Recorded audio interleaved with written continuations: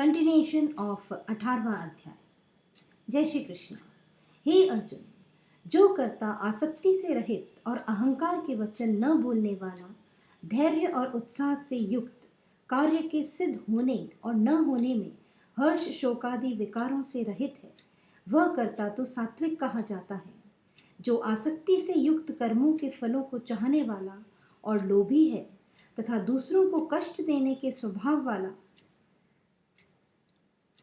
अशुद्धाचारी और हर्ष शोक से लिपायमान है, वह कर्ता राजस कहा गया है। जो विक्षेप युक्त चित्त वाला, शिक्षा से रहित, घमंडी, धूर्त और दूसरों की आजीविका का नाशक एवं शोक करने के स्वभाव वाला, आलसी और दीन सूत्री है, वह कर्ता तामस कहा जाता है। हे अर्जुन, तो बुद्धि का और धारण शक्ति का भी गुणों के कारण 3 प्रकार का भेद संपूर्णता से विभाग पूर्वक मेरे से कहा हुआ सुन। हे पार्थ, प्रवृत्ति मार्ग और निर्वृत्ति मार्ग को तथा कर्तव्य और अकर्तव्य को एवं भय और अभय को तथा बंधन और मोक्ष को जो जिस बुद्धि तत्व से जानती है, वह बुद्धि तो सात्विक है। हे पार्थ, जिस बुद्धि के द्वारा मनुष्य धर्म और अधर्म को तथा कर्तव्य और अकर्तव्य को भी यथार्थ नहीं जानता, वह बुद्धि राजसी है। और हे अर्जुन, जो तमोगुण से आवृत हुई बुद्धि अधर्म को धर्म ऐसा मानती है तथा और भी संपूर्ण अर्थों को विपरीत ही मानती है, वह बुद्धि तामसी है। हे पार्थ, ध्यान योग्य के द्वारा जिस अव्यभिचारिणी धारणा से मनुष्य मन, प्राण और इंद्रियों की क्रियाओं को धारण करता है, वह धारणा तो सात्विकी है। और हे प्रथापुत्र अर्जुन, फल की इच्छा वाला मनुष्य अति आसक्ति से जिस धारणा के द्वारा धर्म, अर्थ और कर्मों को धारण करता है, वह धारणा राजसी है। तथा हे पार्थ, दुष्ट बुद्धि वाला मनुष्य जिस धारणा के द्वारा निद्रा, भय, चिंता और दुख को एवं उन्मत्तता को भी नहीं छोड़ता है अर्थात धारण किए रहता है, वह धारणा तामसी है। हे अर्जुन, अब सुख भी तू 3 प्रकार का मेरे से सुन।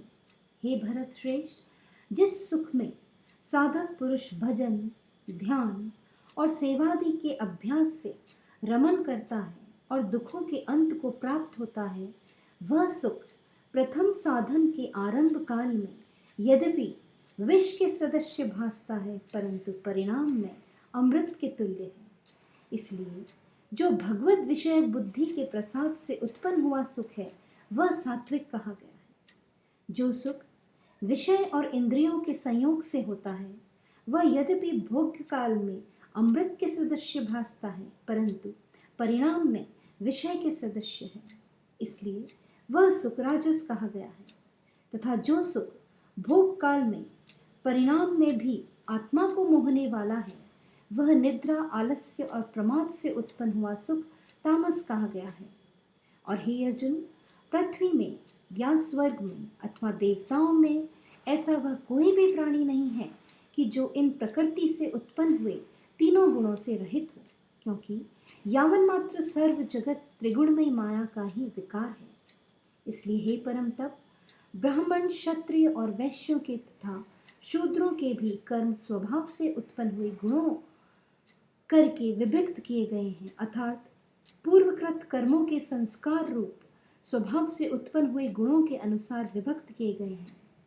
उनमें अंतःकरण का निग्रह, इंद्रियों का दमन, बाहर भीतर की शुद्धि, धर्म के लिए कष्ट सहन करना और क्षमा भाव एवं मन, इंद्रियां और शरीर की सरलता, आसक्ति बुद्धि, शास्त्र विषयक ज्ञान और परमात्म तत्व का अनुभव भी, ये तो ब्राह्मण के स्वाभाविक कर्म हैं।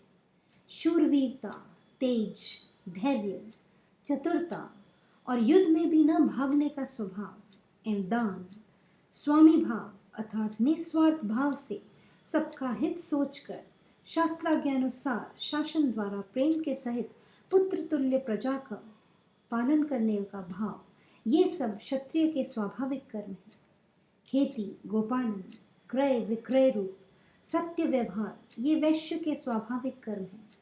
और सब वर्णों की सेवा करना यह शूद्र का भी स्वाभाविक कर्म है। एवं इस अपने अपने स्वाभाविक कर्मों में लगा हुआ मनुष्य भगवत प्राप्ति रूपी परम सिद्धि को प्राप्त होता है। परंतु जिस प्रकार से अपने स्वाभाविक कर्म में लगा हुआ मनुष्य परम सिद्धि को प्राप्त होता है, उस विधि को तू मेरे से सुन। हे अर्जुन, जिस परमात्मा से स्वर्ग भूतों की उत्पत्ति हुई है और जिससे यह सर्व जगत व्याप्त है, उस परमेश्वर को अपने स्वाभाविक कर्मों द्वारा पूजकर मनुष्य परम सिद्धि को प्राप्त होता है। इसलिए अच्छे प्रकार आचरण किए हुए दूसरों के धर्म से गुण रहित भी अपना धर्म श्रेष्ठ है, क्योंकि स्वभाव से नियत किए हुए स्वधर्म रूप कर्म को करता हुआ मनुष्य पाप को नहीं प्राप्त होता है। अतः हे कुंती पुत्र, दोषयुक्त भी स्वाभाविक कर्म को नहीं त्यागना चाहिए, क्योंकि धुएं से अग्नि के सदृश सब ही कर्म किसी न किसी दोष से आवृत है। हे अर्जुन, सर्वत्र आसक्ति रहित बुद्धि वाला, सरपराह रहित और जीते हुए अंतःकरण वाला पुरुष सांख्य योग के द्वारा भी परम निष्कर्म सिद्धि को प्राप्त होता है, अर्थात क्रिया रहित शुद्ध सच्चिदानंद घनन परमात्मा की प्राप्ति रूपी परम सिद्धि को प्राप्त होता है। इसलिए हे कुंती पुत्र, अंतःकरण की शुद्धि रूप सिद्धि को प्राप्त हुआ पुरुष जैसे सांख्य योग के द्वारा सच्चिदानंद घनन ब्रह्मा को प्राप्त होता है, तथा जो तत्व ज्ञान की परानिष्ठा है उसको भी तू मेरे से संक्षेप में जान। हे अर्जुन, विशुद्ध बुद्धि से युक्त एकांत और शुद्ध देश का सेवन करने वाला तथा मीताहारी, जीते हुए मन, वाणी, शरीर वाला और दृढ़ वैराग्य को भली प्रकार प्राप्त हुआ, निरंतर ध्यान योग के परायण हुआ, सात्विक धारणा से अंतःकरण को वश में करके तथा शाब्दादिक विषयों को त्याग कर और राग द्वेषों को नष्ट करके तथा अहंकार, बल, घमंड, काम, क्रोध और संग्रह को त्याग कर ममता रहित और शांत अंतःकरण हुआ, सच्चिदानंद घनन ब्रह्मा में एकीभाव होने के लिए योग्य होता है। फिर वह सच्चिदानंद घनन ब्रह्मा में एकीभाव से स्थित हुआ प्रसन्न चित्त वाला पुरुष न तो किसी वस्तु के लिए शोक करता है और न किसी की आकांक्षा ही करता है, एवं सब भूतों में संभाव हुआ मेरी पराभक्ति को प्राप्त होता है। उस पराभक्ति के